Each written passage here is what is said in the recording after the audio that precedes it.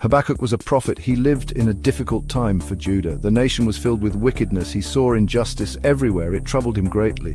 Habakkuk wondered why God was silent. Why didn't God punish the wicked? Why did the righteous suffer? These questions burned in his heart. Habakkuk decided to take his questions directly to God. He poured out his heart to the Almighty. Habakkuk was deeply troubled by the sin he saw around him. The streets of Judah were filled with chaos and corruption.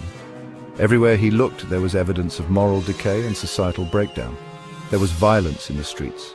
Dishonesty filled the marketplace. People were quick to resort to aggression, and the air was thick with tension and mistrust. People exploited each other without a second thought.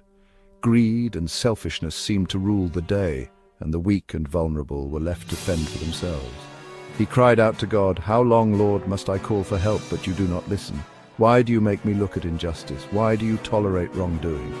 He felt helpless against the tide of evil.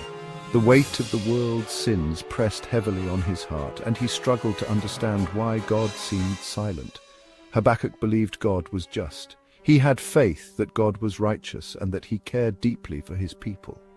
He knew God saw the suffering of the innocent. He was certain that God was aware of the pain and injustice that plagued the land. So why wasn't he doing anything about it? This question tormented Habakkuk as he wrestled with his faith and the reality around him. His heart longed for God to intervene. He yearned for divine justice and for the restoration of peace and righteousness in Judah. Habakkuk couldn't understand God's silence. God seemed distant, unconcerned. "Why do you tolerate wrong?" he asked God. It felt like God had abandoned his people. This silence fueled Habakkuk's doubts. He wondered if God even cared about justice anymore. His faith was shaken. He needed answers. Habakkuk waited for God's response. Section 4. God's response, unveiling the plan. God listened patiently to Habakkuk's complaints. The prophet was deeply troubled by the injustice and violence he saw around him. He couldn't understand why God seemed to be silent in the face of such evil. He didn't silence the prophet or dismiss his concerns. Instead, he welcomed Habakkuk's honest dialogue. This shows that God values our questions and struggles. Instead, God revealed his plan. He shared his divine strategy with Habakkuk, offering a glimpse into his greater purpose. He told Habakkuk that he would use the Babylonians to judge Judah. This was a shocking revelation because the Babylonians were known for their cruelty and power. The Babylonians were a powerful and ruthless empire. This surprised Habakkuk. He was taken aback by the idea that God would use such a wicked nation to carry out his judgment. He couldn't understand how God could use a wicked nation to punish his own people. It seemed contradictory to everything he knew about God's character. God explained that his ways are higher than our ways. His thoughts are beyond our understanding. What may seem confusing or unjust to us is part of a larger divine plan. He had a plan even if it didn't make sense at the moment. God reassured Habakkuk that he was in control and that his justice would ultimately prevail.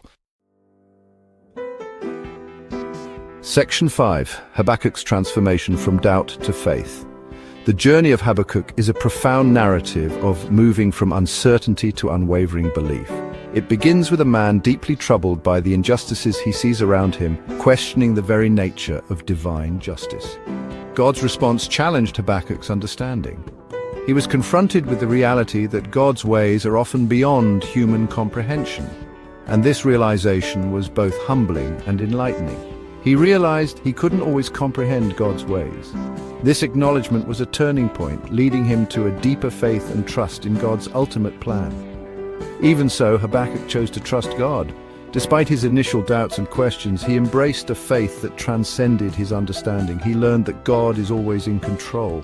This newfound trust brought him peace and a sense of purpose, knowing that he was part of a larger divine plan. He ended his book with a powerful declaration of faith. "Yet I will rejoice in the Lord, I will be joyful in God my Savior." Habakkuk 3:18. This statement encapsulates his journey from doubt to faith, a testament to his transformation. Habakkuk's journey teaches us that it's okay to question God. It is through these questions that we often find deeper understanding and stronger faith. He wants us to come to him with our doubts and fears. In our moments of uncertainty, we are invited to seek him and find solace in his presence. He will meet us in our struggles and strengthen our faith. Just as Habakkuk found peace and joy in trusting God, we too can find strength and hope in our faith journey.